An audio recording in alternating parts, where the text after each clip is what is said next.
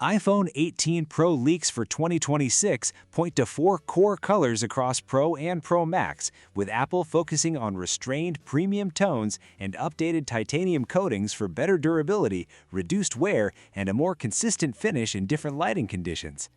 Dark cherry is expected to be the signature option, a deep burgundy shade with subtle purple undertones that shifts depending on light, achieved through improved finishing processes that add depth and make the color feel richer and more premium in real use. Light blue appears softer and more neutral than previous blues, closer to a pastel tone, designed to keep a clean and minimal look while matching the refined Pro identity without aggressive saturation or overly bright accents.